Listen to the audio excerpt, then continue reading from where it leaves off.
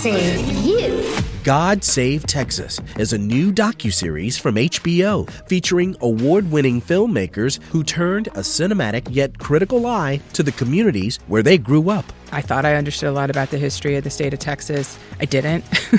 And I definitely had no connection with understanding my lineage to the quote-unquote founding fathers of Galveston. You know, the family that built the Moody Mansion were also slave owners, and they had more of my family members. And I hope now that it becomes inspiring for more of our community to go back and try to find the truth. I'm Eddie Robinson, and stay tuned for an unguarded conversation with Alex Stapleton. She came home to Houston to examine the petrochemical industry and its impact on her family and the historic Black communities across the Texas region. Oh yeah, I feel you. We hear you. I see you.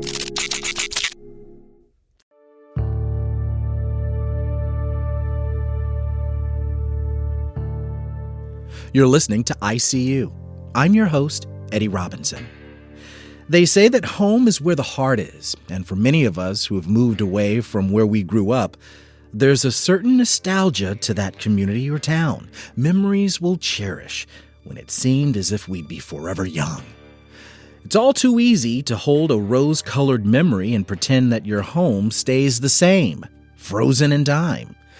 But a new HBO docuseries available to stream right now on Max seeks to look past the nostalgia by sending 3 accomplished filmmakers back to their hometowns to focus their cinematic lens on deeper, more intensifying issues that are impacting the communities they grew up in.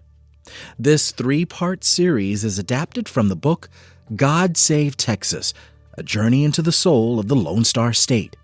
The author, the renowned journalist Lawrence Wright, serves as a guide throughout each of the episodes, as each filmmaker pushes past the myth that the economic prosperity of Texas has benefited all Texans. The sober reality is that some have paid a high price for that prosperity. Within Texas big oil lies a paradox.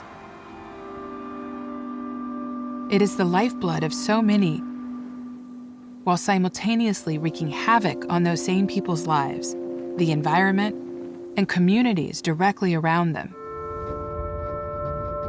But if you depend on big oil, it's heresy to bite the hand that feeds you. Sandwiched in between 2 remarkable filmmakers' stories in this God Save Texas project features the city of Houston with our hometown director, Alex Stapleton. Her extraordinary work in documentary filmmaking includes the film about DIY producer-director Roger Corman for the critically acclaimed Corman's World: Exploits of a Hollywood Rebel. I started my own company for a variety of reasons. Roger. Oh yeah, Roger. God bless Roger Corman. A very revealing Netflix documentary that follows comedian Chelsea Handler called Hello Privilege, It's Me, Chelsea. I'm clearly the beneficiary of white privilege. Also, the 2023 Reggie Jackson documentary, Reggie. Please welcome number 44, Mr. October, Reginald Martinez Jackson. In God Save Texas, Alex takes an unflinching look at her own community, the predominantly Black Pleasantville and Fifth Ward, and how the barely regulated petrochemical industry has deeply impacted the health and the wealth of her family and neighboring residents. How has the Black community been impacted living in the energy capital of the world? There's been so many chemical fires. It has not brought prosperity for all. Killing communities. Industry changes everything. We've managed to convince Alex to come on over to Third Ward and join us in our studio here at ICU to talk about God Save Texas and her chapter in the docuseries, The Price of Oil. I see you as we welcome renowned documentarian and award-winning film director, Alex Stapleton. Alex, thank you so much for being a guest on ICU. Thank you for having me. All right. This is a docuseries based on a book by Lawrence Wright. Tell us about Lawrence Wright and the author, how he's put forth this remarkable story. What was his central argument about the state of Texas?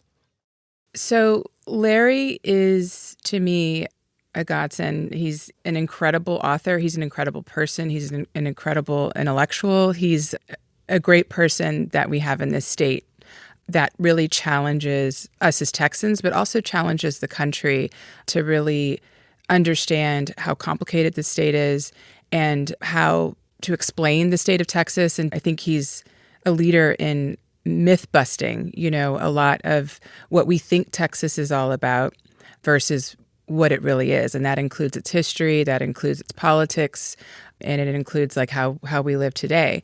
I believe the story for him writing the book starts with an editor at the New Yorker asking him to write an article to explain Texas to the rest of the country. And so it started off as an article, then he wrote the book. And the title, according to Larry, is it's actually a prayer. Like when he says God save Texas. Interesting. That's real. It's a prayer. It's a prayer. Real. God, please save Texas. God, please save Texas. And then, and then the film was after. Was this difficult for you? I mean, here you are as a remarkable award-winning director wanting to know other people's stories, but now the script is being flipped and we're focusing on you. How difficult or of a challenge was that for you?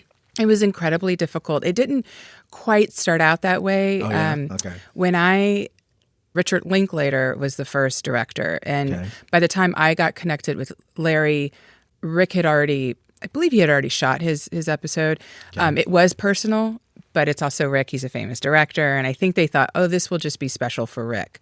So when I talked to Larry, he was so excited because he was like, you're from Houston. That's great. A big part of the book is, examining the oil and gas industry and talking about that. And so he was really, I think Larry was really interested in process about how explaining to the rest of the country and to the world, what is the Permian Basin, understanding West Texas and understanding, the myriad of different pipelines that are underneath us that brings all of that oil and gas to Houston, where it's then either shipped out or processed here, refined, and turned into, many different things.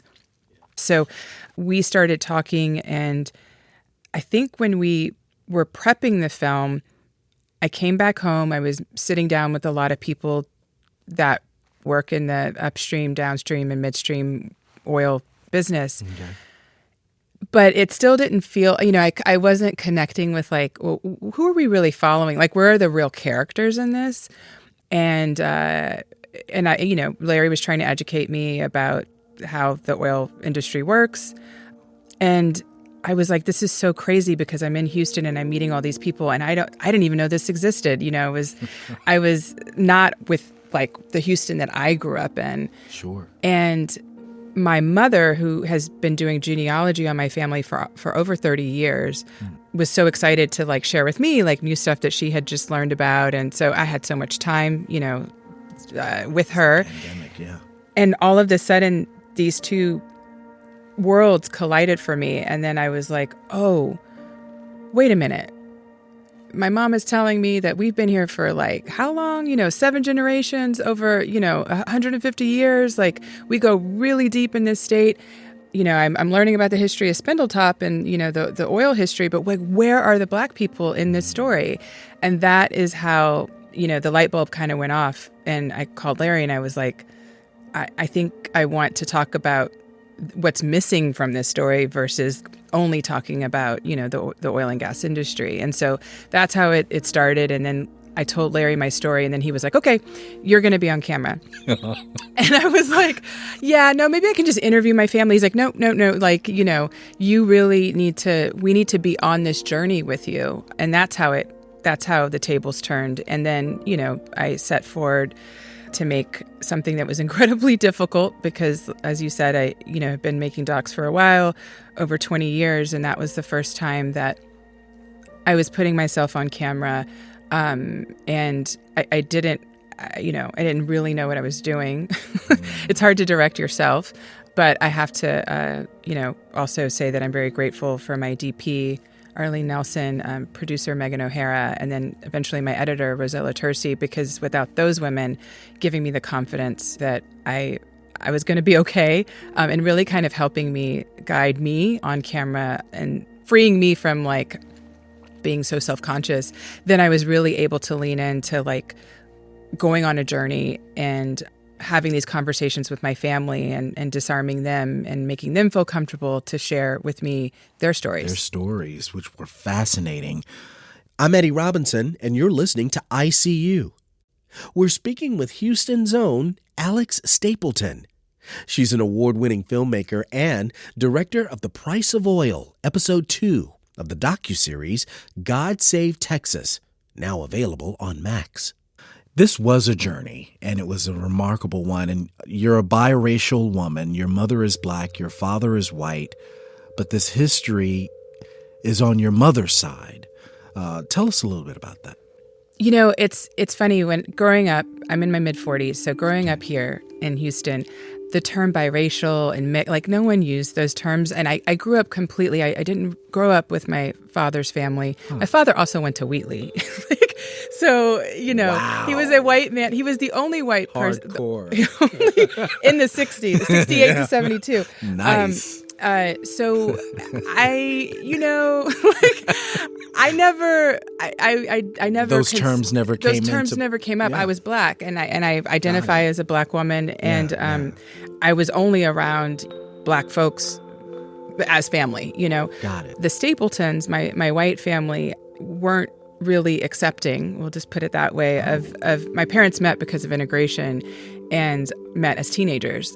But my father was basically disowned by his parents, disowned and threatened for being with my mother. And so my mom's family, that's the only family that I really grew up with. I did know my white grandmother, who was amazing, but that was the only person from the white side of my family that I knew. But my grandmother, I called her mom because she was like my mom, because my mom was always working. And so I was like many of us, like who grew up with our grandmothers as a mother figure. My great-grandmother was in the house at times, and so she was like my grandmother, you know. So I was really blessed being in Pleasantville to like be in homes with 3-4 generations of people in one house.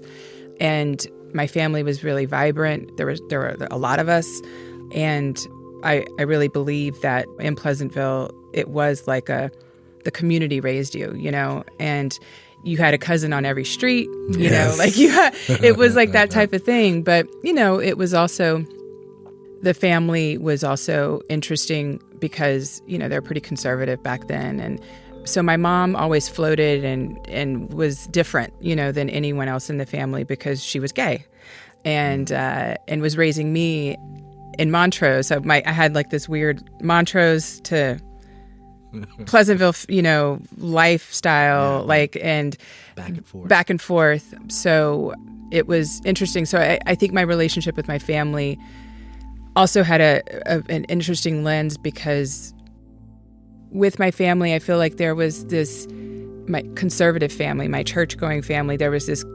desire, you know, for them to like take me in and try to like make sure that I would grow up in a certain way. And so, you know, it was that part was confusing and weird. But despite all of the differences, it was definitely a family that had a lot of love. And for our listeners who are not from Houston or who might not be familiar with the geography, Montrose is just west of downtown. And in the 1980s, it was the center of the gay community and also very white. Now, in contrast, Pleasantville is along the I-10 East corridor heading towards the Houston Ship Channel, and it's crisscrossed with rail lines.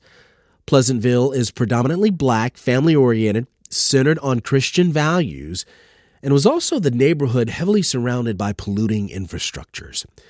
But Alex, I want to take us about 50 miles southeast to Galveston. All right. Now, it was fascinating to hear you talk about visiting the Menard House in Galveston as a child.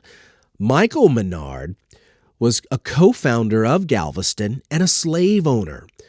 Now, Alex, you visited that house without knowing that you had a direct ancestor who had been enslaved there. What was that like to learn that your family history was tied to that place? I had a mixed bag of emotions, to be honest. There's an author, Clint Smith, who wrote How the Word Is Passed, which is a great book about him learning about his past, but then also telling different stories of all these like historical landmarks in the United States of America and the real truth behind them. And in reading that book, I was reading that book as I was working on this, and I was kind of on a journey with him.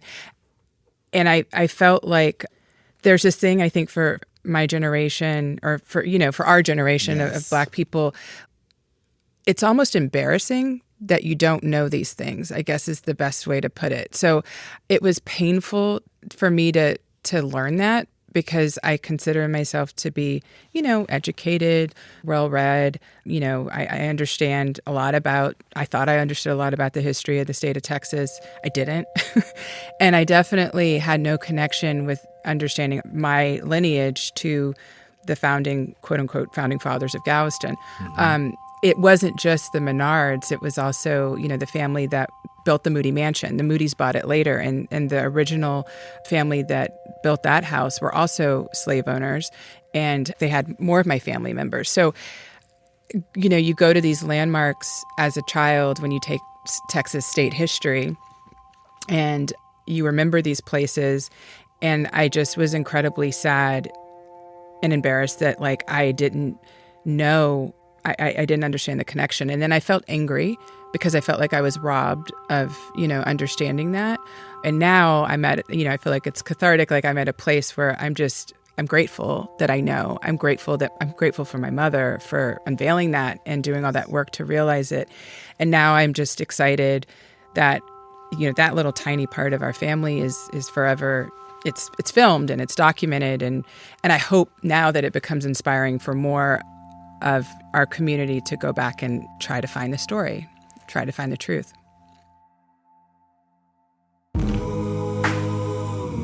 If you're enjoying the show, subscribe to our podcast. Look for ISEEU, that's the letter U, with Eddie Robinson on your favorite platform. You can also find us on YouTube. Coming up, filmmaker Alex Stapleton is a seventh-generation Texan. Her grandfather was the grandson of a slave and managed to buy a house in Pleasantville, as did his offspring.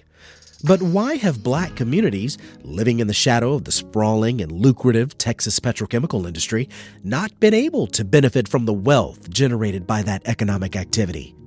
And why did these oil and gas companies even set up shop here to begin with?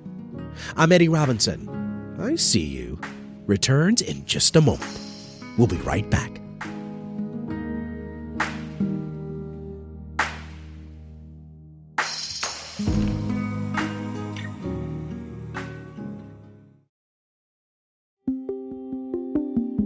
If you're enjoying this program, be sure to subscribe to our podcast, I See You with Eddie Robinson.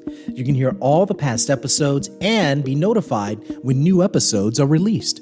Also, please take a minute to give us a review or comment. We love getting feedback from our listeners.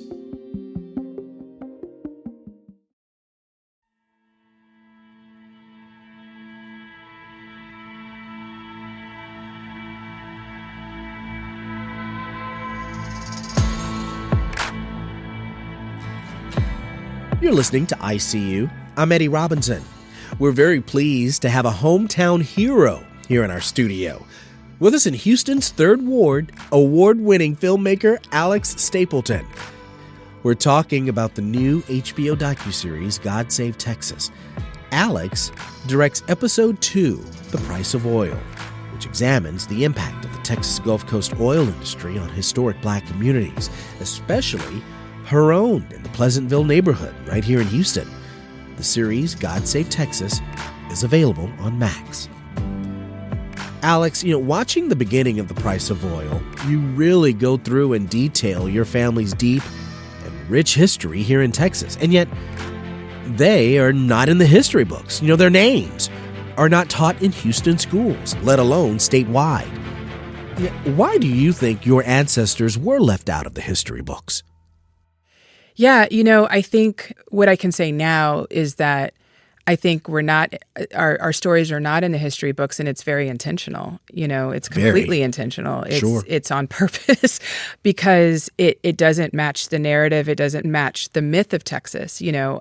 this state works really hard to indoctrinate children of all races to only follow one story of Texas, which is the white settlers that came here that were just God-fearing men that were rough and rugged and pulled themselves up by their own bootstraps and just made this state with grit and spit and, turned it into like a great place. And they gave us independence. We were our own country because we beat Mexico. And there's this whole story of Texas that is taught to kids, and it is just not true. Right. Like end of story. That's not what happened. Yeah. The deletion of all of this history, from the Mexican history that was here before the settlers came to the enslaved population that was a part of making these white settlers rich and able to build all these beautiful mansions and whatnot.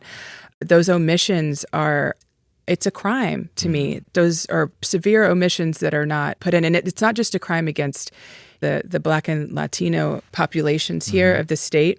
It's a real disservice to all Texans, to white people too.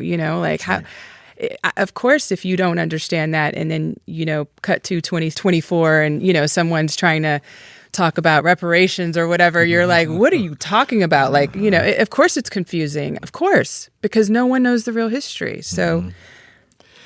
These kinds of things are conveniently left out of the history books. And what was the legendary TSU professor did say in the documentary, there's this idea of rugged individualism and great prosperity if you work hard enough. But wealth creation was started here with cotton and slave labor.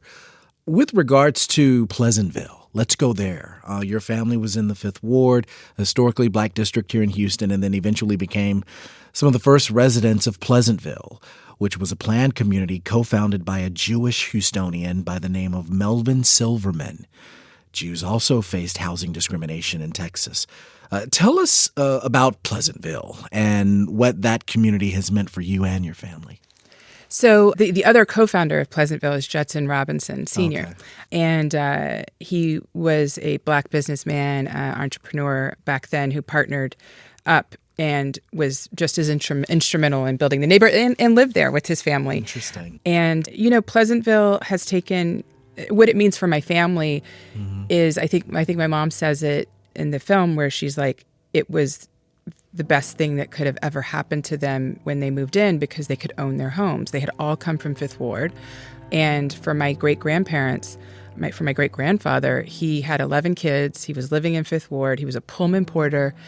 And buying a home in Pleasantville was incredible for him. And I think it was actually just a few weeks ago that I realized, wow, his grandfather was John Thomas, who was enslaved by Michelle Menard.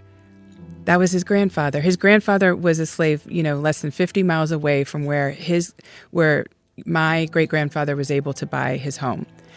That is incredible. Wow. That is incredible. Can you imagine? That is incredible. And so I think knowing that fact and then understanding how industry moved in and is choking the neighborhood and has just caused the real estate prices to go down, caused crazy, health problems within the community. When we talk about prosperity and trying to be better than the generation before, well, I mean, how does it get any crazier than my great-grandfather building that house, moving into that community, and then industry coming in? He didn't ask for industry to come in. He didn't vote for that to happen, and nor did he approve it. It just, the city allowed that to happen. The state allowed that to happen. And now his home, there's all kinds of things wrong with it. And I think it's really important when we talk about the idea of privilege. It's like you can't have that conversation in a vacuum. You have to understand the ties that go before that, the history that comes before that. And I think Pleasantville is a neighborhood that has a lot of history, and it's meant things to the different generations that have been there. And for me now, it's a neighborhood that I hope to be a part of preserving. And with this documentary, you are. What made it so desirable for these companies to come into Pleasantville and start, like what your aunt says, industry changes everything. Mm-hmm. I love that. Yeah. What made it so desirable for these companies to target this particular region? It's the proximity to the ship channel, and no one knew when they were building that area. I mean, it actually was kind of an advantage at the time because the ship channel wasn't what it is today. The totally different. It was much more, it's much smaller. The petrochemical industry was a lot tinier. The Spindletop was at the turn of the century. In 1901, America struck it rich when two men in Texas made a discovery that would change the country forever. For years, Beaumont, Texas native Patillo Higgins was convinced there was oil beneath the ground close to his hometown. The location was called Spindletop Hill, and Higgins drilled there for oil unsuccessfully several times in the 1890s. On January 10, 1901, their persistence paid off when the Lucas Gusher hit at 10:30 in the morning, sending a stream of black into the air over 100 feet. And so that's really the beginning of the story of oil and gas, right? So by the 60s, the petrochemical industry was really starting to expand. And you have this changing, map of the city of Houston and these areas near the ship channel on the east side of town that are every decade, it's like the industry just gets bigger and bigger and expands more and more and more. And that's what made those companies, the expansion was almost necessary, because they're so close to they're able to move things in and out because of the ship channel. But I think it's important to remember that those communities were there first. Manchester is a neighborhood that I don't talk about in the documentary. Manchester is probably one of the most severely impacted neighborhoods on the east side of Houston. And Manchester is also, when the white settlers came here and created Houston, it was also the first piece of ground that they went to start developing the city. So it's interesting. The east side of Houston is also historical in that the state of Texas loves talking about these myths and stories about the people that came here and built out the city. And I just think that it's ironic that they were building in a place that now has been completely taken over, by oil and gas. And because of no zoning, there's no checks and balances of what they're putting in these communities. I'm Eddie Robinson. This is ICU. And we're chatting with Alex Stapleton. She's an award-winning filmmaker and a seventh-generation Texan. Her documentary, The Price of Oil, part of the God Save Texas docuseries on HBO, takes a close look at the impact of the petrochemical industry on her family and on other Black and brown communities along the Texas Gulf Coast. God Save Texas is now available on Max.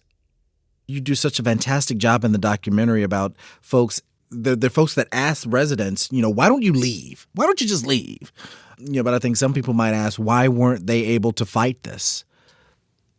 When you take decades of being beat up as a community, so to speak, decades of not having a voice. I mean, that's a really loaded question because there's so many reasons for that. There's the loss of the power of your vote, because of gerrymandering. There's the loss of being able to fight back against an industry that is deeply rooted in our politics, where there's lobbyists and a lot of politicians that are paid off by the oil and gas industry to keep it running, to keep their engine running and their profits coming in.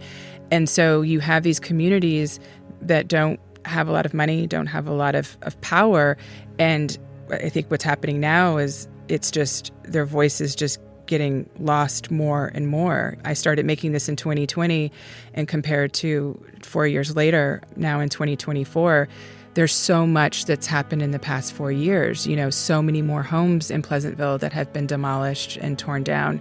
The neighborhood doesn't even really look the same. It already was not good when I started in 2020, but 4 years later, it's even crazier. And then I think you have a culture in our city where a lot of us are so used to industry's presence here that we just kind of accept it in this very weird way of yeah, that's here, but That's how it's always been. That's just the price that we pay, right? That's the price of oil. That's just cost of entry to be able to live in the city. And that's also a myth. That doesn't have to be true. There's a lot that we can do to push back, but it requires galvanizing. It requires voting. It requires an education of understanding, really an education of understanding like what you are potentially even being exposed to, and there are a lot of groups on the ground that are doing this work. It's not like this movie is, like I'm starting anything, but I hope that it helps to wake up more folks, in the city of like, wow, I knew that stuff was going on by the ship channel, but I had never seen like an aerial shot, a drone shot of understanding just how close it is, to where people are living and raising their families. I mean, it looks like Armageddon. If it you does. Just kind of drive over on I-10 on the east side, on 610 on that loop there. Your family members, like your aunt, she spoke about having cancer and multiple surgeries, allergies, a flesh-eating disorder. I mean, she could name multiple family members with similar conditions. How is there so little outrage when it comes to people and, these are human beings. And I think of my family when I look at that documentary and I think to myself, wow, this is my family as well in Mississippi, and how my uncle and, he was talking about his wife, which was my aunt. She passed away with cancer, but he was just talking about their home where they grew up in Macomb, how she kept coughing so much. And was wondering what was happening, what was going on with the mold that they later discovered that was happening in these homes. And so you look at what's happening here in our backyard on the east side of Houston. Who do you think can really save Texas, if not God? But who? Could it be Governor Greg Abbott? Well, will it be so? And she laughs. I mean, who can really save Texas? Us. We can save Texas. It's up to Texans to save Texas with a little help from God, a lot of help from God, but it's up to a lot. It's up to us as Texans to save Texas. And I think the foundational way that starts, or the one thing that has to happen is us voting in the primaries, just voting, in this state and in this area. I think that, you asked before, like, where's the outrage? I think that the problem is like we disassociate. I think that we, as Black people, sometimes, we're just busy trying to work. If you have kids, like dealing with, here in Houston, the school system that is like, upside down and left to, right. You've got all these issues in urban areas here in this city, and you have people that are just trying to get by. They are just thinking about today, and when you come into a neighborhood like Pleasantville or Fifth Ward or even parts of Third Ward, I mean, this is everywhere. Right. And now it's not even just the east side of Texas. There's stuff going on the west side, that communities probably don't even realize. I think we're just so busy that the idea of this gargantuan like industry having as much of an impact on your day to day, it's overwhelming, I think, to think about. And then, oh God, like, well, how do I fight back? How do I push back against the oil and gas industry? They're like Hercules, right? Yeah. I think that's overwhelming. And conservatives in this state have done an amazing job in linking arms with the oil and gas industry to make it very hard for us to push back. But there is a light, there is a way, there are people doing it, but we've got to start having more conversations.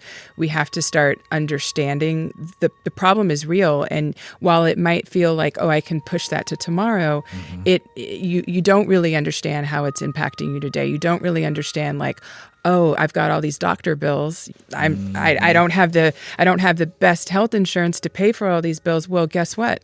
Some of that is residue and a direct result of the air that you're breathing, the water that's coming through your faucets, the mold, that is the stuff that's growing in your home from a flood however many years ago. So it is impacting us every day of our lives.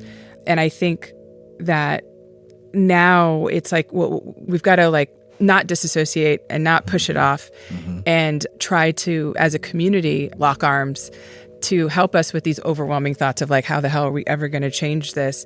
And really galvanize and come together as a community to fight back. You know, Pleasantville in the 1950s, it was a machine when it came to voting.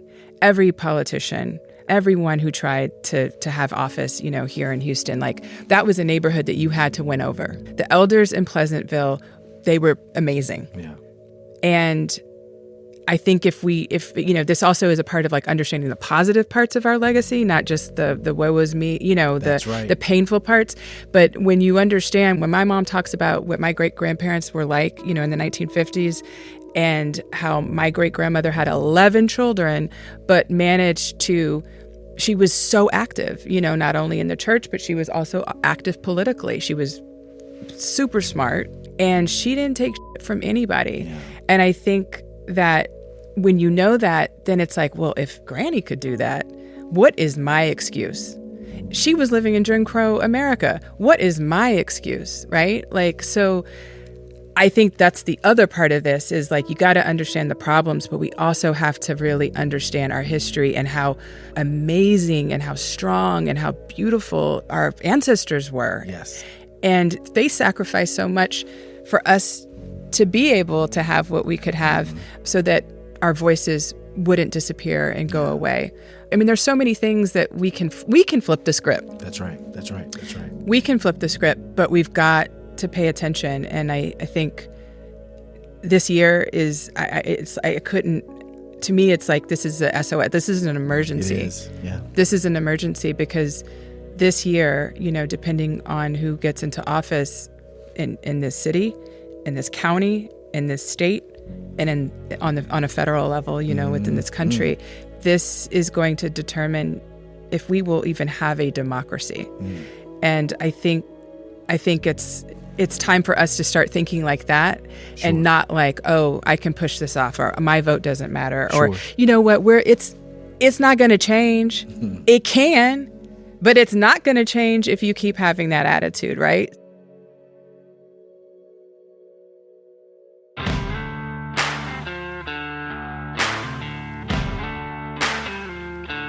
ICU also wants to hear you. Share your thoughts and feedback from this conversation by sending us an email, talk@iseeushow.org. That's ISEEU, the letter U, show.org.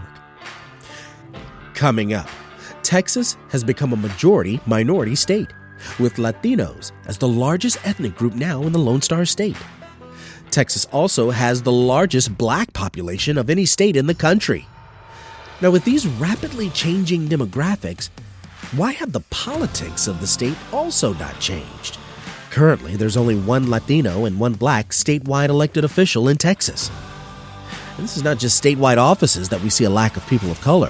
With so many jobs coming from the petrochemical industry, why aren't we seeing more African Americans at the CEO, upper management, and executive levels? But would this dynamic even help notions of improvement from an environmental justice standpoint? I'm Eddie Robinson. Our final segment with filmmaker Alex Stapleton comes your way right after this.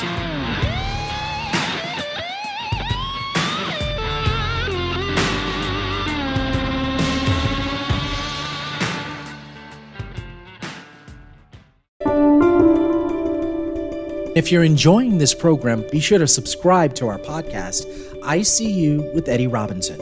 You can hear all the past episodes and be notified when new episodes are released.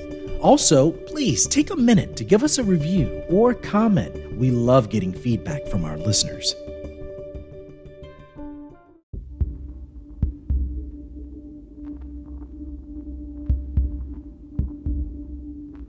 You're listening to ICU. I'm your host, Eddie Robinson. We're so fortunate to have in studio with us Houston's own Alex Stapleton, the award-winning filmmaker who recently directed an episode of HBO's docuseries God Save Texas. You can still check out the 3-part series on Max. We continue our chat. Cotton was king at the beginning of the 19th century, and Mexico, wanting to tap that prosperity, eagerly welcomed Anglo-American farmers and settlers and their slaves into the territory of Texas. As we know, those settlers, Alex, eventually revolted, created a new republic, and eventually joined the United States. But slavery and the massive wealth gained from that labor also defined what happened. In 1847, just after Texas joined the United States, more than a third of the population was enslaved Africans. The black population of Texas actually grew continuously after the Civil War until the rise of Jim Crow laws and racial violence led to a great migration away from the state. Alex, I bring all this history up because Texas is in the midst of a huge demographic change. And it's not just the Latino population. You mentioned in the documentary that the state with the highest black population in the country is Texas. And to me, that alone is mind-boggling because the politics certainly don't reflect that dynamic. So it's very interesting to note that the future of the state of Texas may not look like its past. Does that ever give you any sense of hope? Or does it make you anxious, given that there are a lot of people who have expressed unhappiness at this change?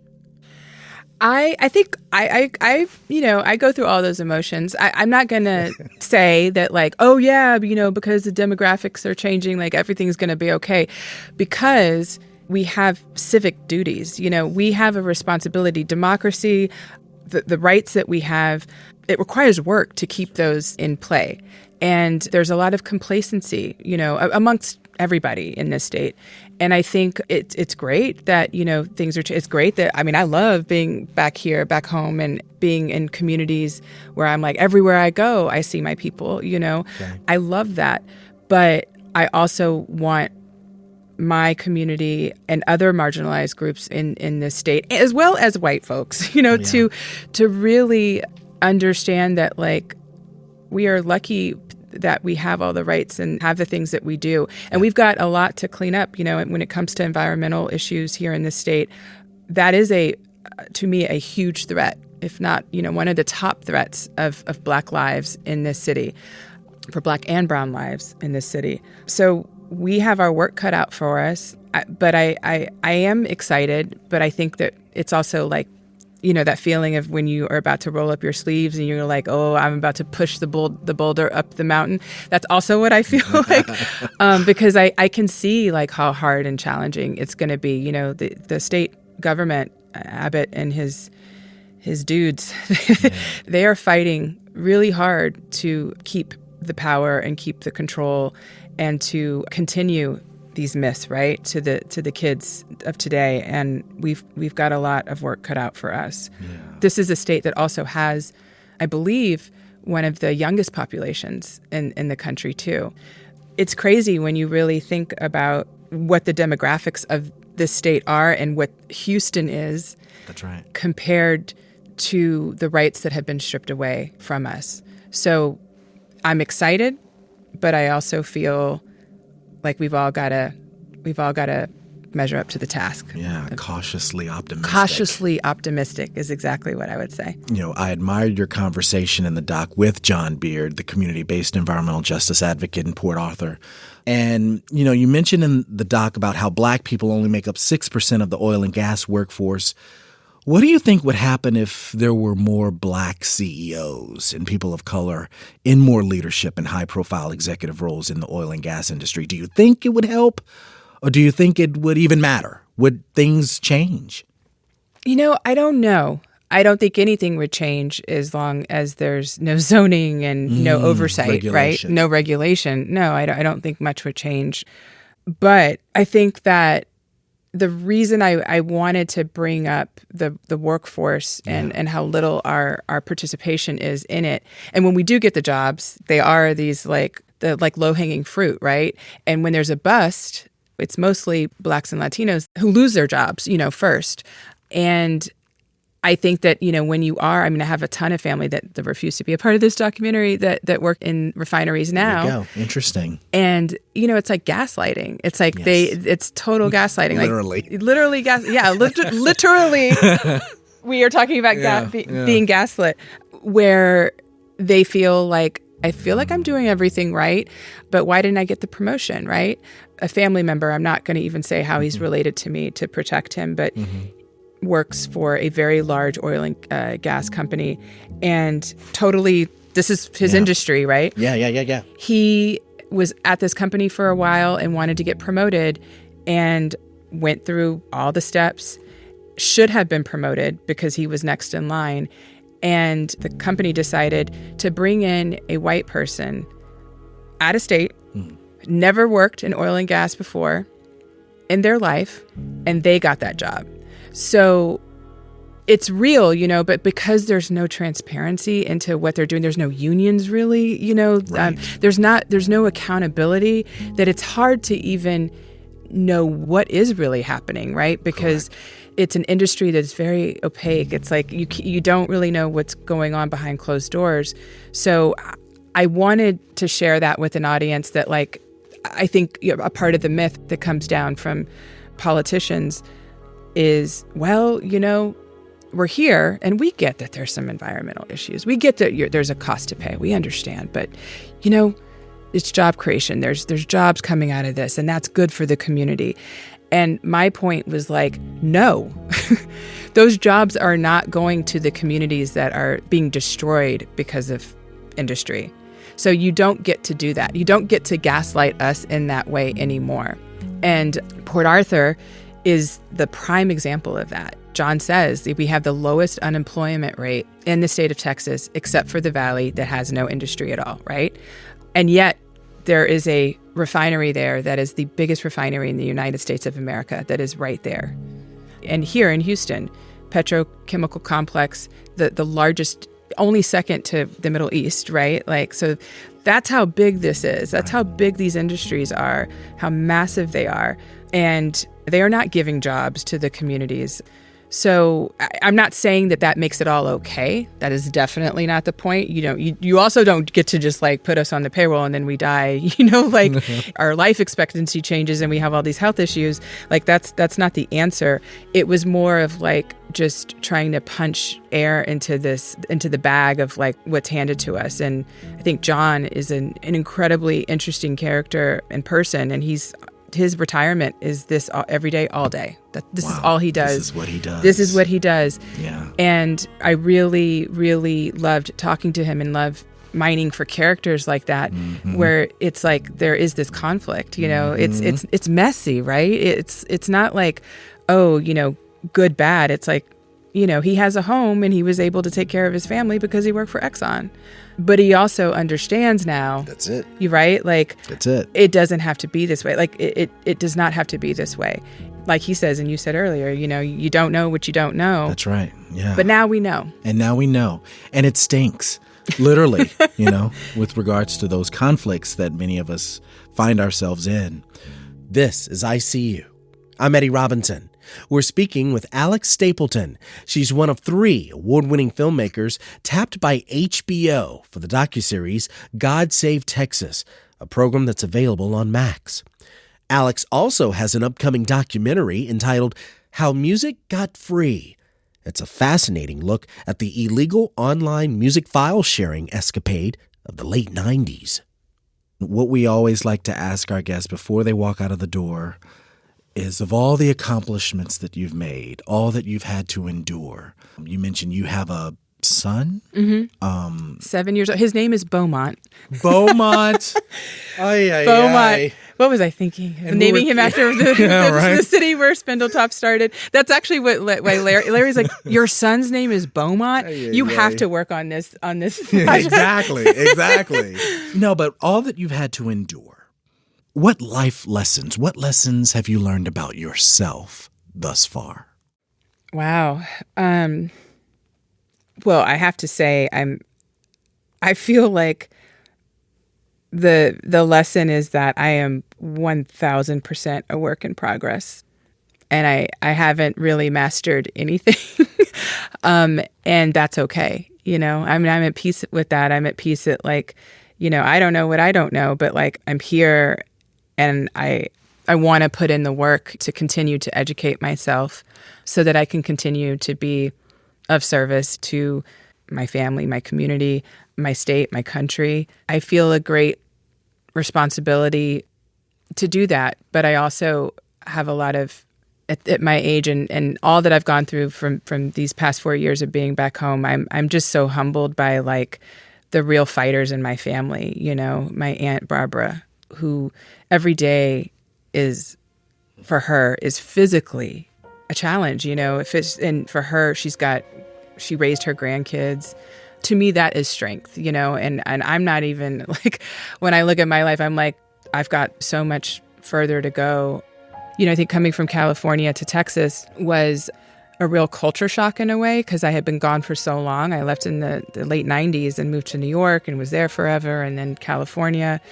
And I thought that coming back home, I thought that I knew more than I did. And being back home has taught me like, no, girl, like you have so much more. You have such a long road ahead of you and so much more to process and to understand. And that actually makes me excited. Thank you for The Price of Oil. Such a remarkable project, an incredible documentary. She's filmmaker and award-winning documentarian. And we love her so much. Thank you for your time. Alex Stapleton, you're the best. Oh, gosh. Thank you. You are. Thank you. Thank you for having me. I'm so honored to be here with you.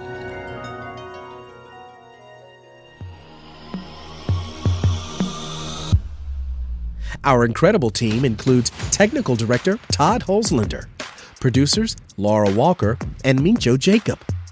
Check out our website, icushow.org, for more about each episode and links to our social media. Subscribe to our podcast wherever you listen and download your favorite shows. I'm your host and executive producer, Eddie Robinson. And I feel you. We hear you. I see you. Thanks so much for listening. Until next time.